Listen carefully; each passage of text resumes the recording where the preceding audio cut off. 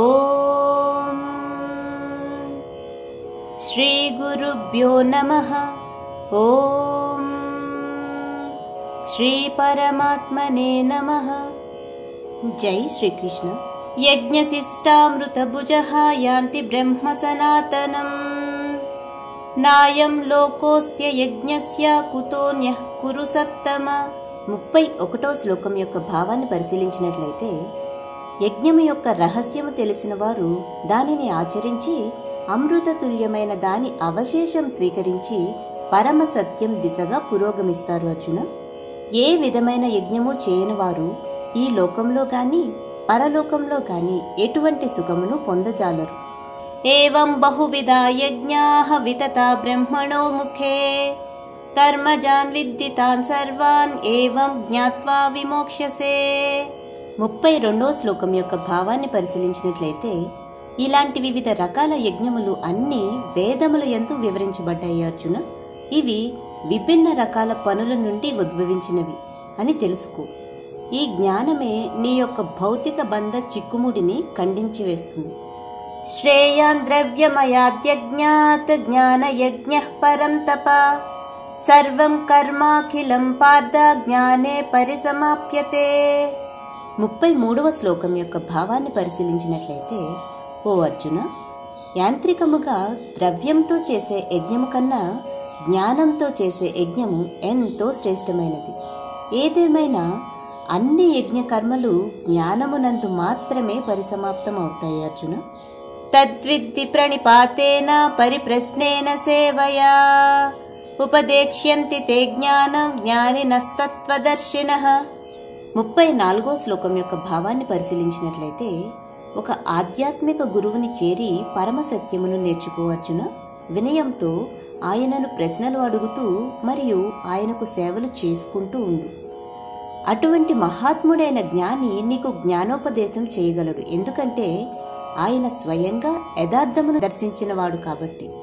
యజ్ఞాత్వాన పునర్మోహం ఏవం యాస్యసి పాండవ ఏన భూతాన్యశేషేణ ద్రక్ష్యస్యాత్మన్యథో మయి. 35వ శ్లోకం యొక్క భావాన్ని పరిశీలించినట్లయితే, ఈ మార్గాన్ని అనుసరిస్తూ మరియు గురువు ద్వారా జ్ఞానోదయం సాధించిన తరువాత అర్జున, నీవు మరలా మోహంలో పడిపోవు. ఈ జ్ఞాన ప్రకాశముతో నీవు సమస్త ప్రాణులు భగవంతుని అంశలే అని, అవి నాయందే స్థితమై ఉన్నాయని కూడా గ్రహిస్తావు. అర్జున, అపి చేదసి పాపేభ్యః సర్వేభ్యః పాపకృత్తమః సర్వం జ్ఞానప్లవేనైవ వృజినం సంతరిష్యసి. 36వ శ్లోకం యొక్క భావాన్ని పరిశీలించినట్లయితే, పాపాత్ములందరికంటే పరమ పాపిష్టివారు అని పరిగణించబడిన వారు కూడా ఈ ప్రాపంచిక భవసాగరాన్ని ఆధ్యాత్మిక దివ్య జ్ఞానమనే పడవలో స్థితులై ఉండి దాటిపోవచ్చు కూడా. అర్జున, యథేథాంసి సమిత్తోగ్నిర్భస్మసాత్ కురతే అర్జున జ్ఞానాగ్నిః సర్వకర్మాణి భస్మసాత్ కురతే తదా.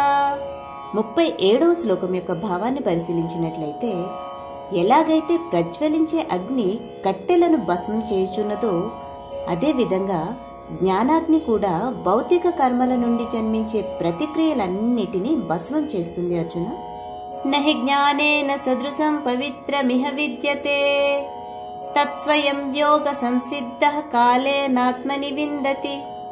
38వ శ్లోకం యొక్క భావాన్ని పరిశీలించినట్లయితే, ఈ లోకంలో దివ్య ఆధ్యాత్మిక జ్ఞానం కంటే పవిత్రమొనర్చేది వేరేమీ లేదు. అర్జున, చాలా కాలం యోగ సాధనతో అంతఃకరణ శుద్ధి సాధించిన తర్వాత కాలక్రమంలో ఈ జ్ఞానం సాధకుని హృదయంలో నిలిచిపోతుంది. అర్జున, శ్రద్ధావాన్ లభతే జ్ఞానం తత్పరః సంయతేంద్రియః జ్ఞానం లబ్ధ్వా పరాం శాంతిం అచిరేణాధిగచ్చతి.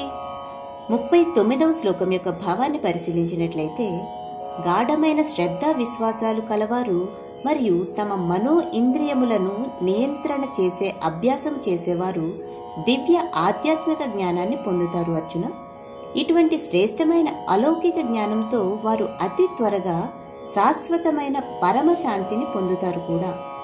అజ్ఞశ్చ శ్రద్ధధానశ్చ సంశయాత్మా వినశ్యతి నాయం లోకోస్తి న పరో న సుఖం సంశయాత్మనః 40వ శ్లోకం యొక్క భావాన్ని పరిశీలించినట్లయితే, జ్ఞానము విశ్వాసము రెండూ లేనివారు ఇంకా అనుమానం పడే స్వభావం కలిగిన వారు పతనమైపోతారు అర్జున.